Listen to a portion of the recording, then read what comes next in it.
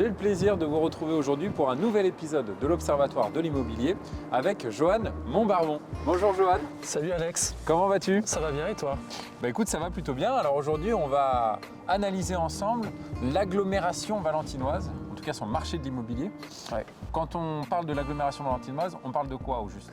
De Valence intramuros, auquel on a ajouté Bourg-les-Valences. Ok, bon alors on va analyser toute cette tendance. Alors plus globalement sur du coup cette agglomération valentinoise, comment ça s'est passé sur 2023? Un peu comme au niveau national et départemental, c'est-à-dire qu'on a une forte contraction des volumes de vente. On a sur les prix médians une progression, mais qu'on corrige immédiatement avec une baisse des prix à partir du mois de septembre. Ok, bon écoute, on va analyser tout ça.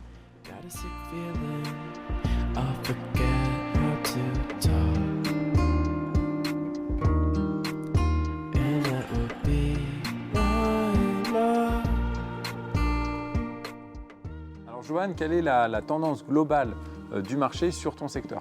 Le secteur de l'agglomération valentinoise n'échappe pas à la règle nationale et départementale qu'on avait évoquée, c'est-à-dire qu'on a une forte contraction des volumes de vente cette année.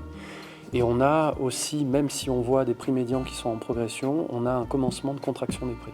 Comment s'est comporté le marché de l'immobilier sur ton secteur par rapport aux appartements anciens? Alors sur l'agglomération valentinoise, on est avec des prix médians légèrement au-dessus des prix départementaux.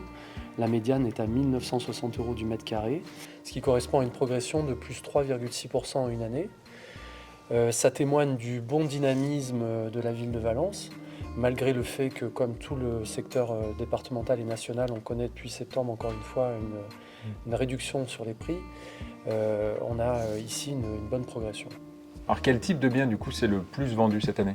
Les T3 et les T4 qui représentent les 2/3 du marché. D'accord. Alors maintenant on va rentrer un petit peu plus dans le détail des quartiers. On va peut-être commencer par le centre-ville. Oui, alors le centre-ville se porte très bien, il y a une bonne progression, on est sur un prix médian de 2 170 € du mètre carré. Et là on a pris carrément le contre-pied de la mesure énergétique qui avait été prise, puisqu'on a une mesure qui vient restreindre la location pour les logements anciens. Le centre-ville est essentiellement constitué de logements anciens, même s'il y a un renouvellement du parc. Là on aurait pu penser qu'il y aurait une baisse des prix, en réalité on a eu encore une augmentation des prix cette année. 2 170 € comme on le disait tout à l'heure. C'est plutôt pas mal. Ça veut dire qu'en 8 années, les prix médians ont augmenté de 35% sur le centre-ville.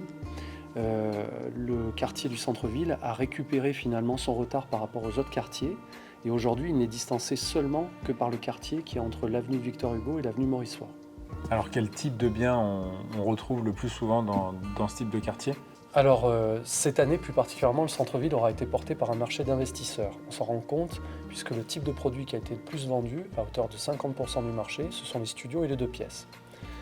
Les investisseurs ont destiné ce type de bien essentiellement à de la location étudiante, à du Airbnb. Alors après, si on parle du coup de la rue des Alpes, avenue de Romans, je crois qu'on est plutôt sur une progression. Alors concernant le quartier de la rue des Alpes qui s'étend entre la rue des Alpes et l'avenue de Romans, on a encore une progression cette année. Le prix médian s'établit à 2 000 €, pas loin de 2 000 €. Et on peut constater une nouvelle fois que ce quartier a profité de la politique de rénovation qui a été prise sur ce secteur depuis plus d'une dizaine d'années. Au niveau du quartier de Châteauvert, on a une stagnation des prix. On est sur un prix médian qui est de 1 940 € du mètre carré. S'agissant enfin du quartier le plus important en termes de médiane, c'est celui qui s'étend de l'avenue de Victor Hugo à l'avenue de Maurice Faure. Et là, on est sur des prix médians beaucoup plus forts, on est au-dessus de 2 400 € du mètre carré. Pour Bourg-les-Valences, on est en progression et le prix médian se situe à 1 770 € du mètre carré. Donc là, Johan, on a bien analysé tout ce qui était appartement. Comment ça s'est déroulé pour les maisons anciennes? Eh bien, sur l'agglomération valentinoise, on est en progression encore cette année avec plus 3,9%. Les prix médians s'établissent à 254 000 €. L'essentiel du marché est constitué à hauteur de 2/3 des maisons de 4 à 5 pièces. Si on s'attarde sur 2 quartiers plus précisément, la Chamberlière et Châteauvert, la Chamberlière, on arrive à atteindre 257 000 € en prix médian. Et Châteauvert, cette année, est en légère stagnation, voire baisse, mais il est indétrônable néanmoins en termes de prix médian. On est à 292 000 €. Et là, sur ce quartier-là, il faut quand même attirer l'attention sur un point, c'est les maisons de plus de 6 pièces atteignent une médiane qui n'est atteinte nulle part ailleurs. quelle que soit la commune, quel que soit le secteur, on atteint 441 000 euros de prix médian. Dans ce quartier de Château-Vert, ce sont les maisons de plus de 6 pièces qui sont le plus vendues. Et qu'est-ce qu'on peut dire par rapport au marché du neuf dans sa globalité? Alors sur le marché du neuf, Valence, l'agglomération valentinoise, c'est essentiellement des appartements qui sont vendus neufs, très peu de maisons neuves. Et l'essentiel du marché est constitué par des appartements de 2-3 pièces. Et on a un prix au mètre carré qui est au-dessus de 3 600 euros. Et alors qu'est-ce qu'on peut dire au niveau des volumes? Alors les volumes, c'est comme ce qu'on avait abordé la dernière fois quand on avait parlé des tendances nationales et départementales. On est sur une baisse énorme des volumes, y compris sur Valence. On a un retour à la normale après 2 années d'euphorie post-Covid.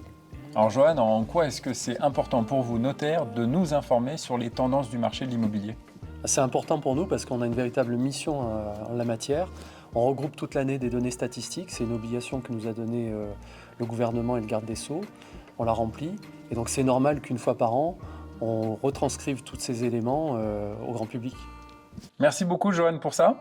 Et puis quant à nous, on se dit à bientôt, je l'espère, pour une prochaine aventure. Avec grand plaisir. À bientôt Johan. Puis quant à nous, on se dit également à bientôt pour un prochain numéro de l'Observatoire de l'immobilier, en l'occurrence aujourd'hui dans la Drôme, mais bientôt également en Isère et dans les Hautes-Alpes.